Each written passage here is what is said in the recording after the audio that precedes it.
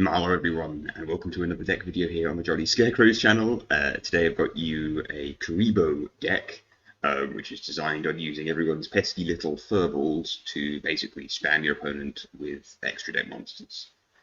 It's kind of designed as a mix of go first and go second, and yeah, really just revolves around mostly the Kuriboh cards.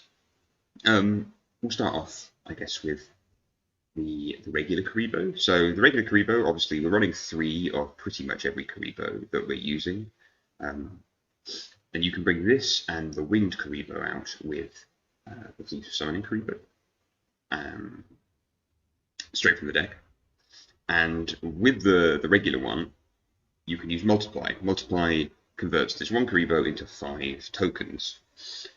And here's where you start doing your link spamming, or at least it's one route to doing it. So one of the things you can do is immediately go from the multiply tokens into 5-headed link dragon. You don't get the destroy all cards your opponent controls effects, but it can't be destroyed by battle. It's got 5,000 attack, so that's not really relevant. It being unaffected by other cards' effects is good. And the drawback with it is that you have to banish 5 cards in your graveyard face down. So you can either use this as like a one punch to enable an OTK, or use it late game if you want to apply decent pressure. And this can get to late game because of its ability to absorb damage. Your other options, of course, you can use IP Masquerena and link Kuriboh and basically link up into something like an access code talker. Which I'm sure you guys are vaguely familiar with doing. So there's plenty of different options you can actually do from that starting point, which makes it quite threatening. So onto the other Kuribohs. Perform Pile Kuriboh is probably the weakest. However, you can special summon it from the hand if you're going to take a direct attack, and you can absorb that damage. So that can be kind of handy when your board's been wiped.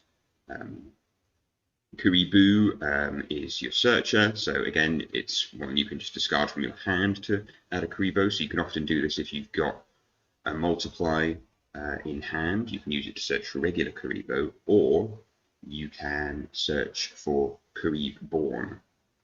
This is one of the I guess enabler cards. You can banish it when your opponent declares an attack to target as many Kuriboh monsters as you have in your graveyard and special summon them. So this, again, is another way you can flood the field with 4 to 5 monsters. And if you know this is the last attack your opponent's going to do, you end up with a board you can then use next time around. I haven't talked about Rainbow Kuriboh yet. This is kind of a neat little card. Basically, you can equip it from the hand to prevent that monster from attacking your opponents, or you can use it as a blocker when it's in the graveyard. And the last Kuriboh, at least in the main deck, is Astral Kuribo. Now, this is a pretty cool one. Basically, you can reveal monsters in the extra deck, I'll get to those, to special summon it. Those monsters that we have are the number 13 embodiment of crime and the number 31 embodiment of punishment, both of which require 2 level 1 monsters. You'll notice the entire deck is full of level 1 monsters except for the Nibiru and Kaijus. So basically, you search the opponent, special summon it, summon any Kuriboh, and then you're immediately into one of these number monsters. These work well as a pair, but obviously, as you've seen, quite often you can get more than 4 level 1 monsters, so you can play the pair, and their effects are pretty cool when they're as a pair. They can't be destroyed by battle or card effects while they have material, and you can detach material to force your opponent's monsters to attack you, and your opponent will take all that battle damage. So having those 2 on the field is a pretty nice system to be in. Once more, if you've used Astral Kuribo in there, they can't be destroyed by battle or card effects, even if there's only one of them, so you can keep one of them there, and then maybe if you need to, regenerate it later. I guess the next Kuriboh to talk about is probably Link Kuriboh. For the most part, if you've got a dud Kuriboh on the field, you'll be wanting to transfer this into a Link Kuriboh. And I think most people have interacted with this card at some point. In this deck, it takes on another form because it counts as a Kuriboh monster. You can keep bringing it back all the time.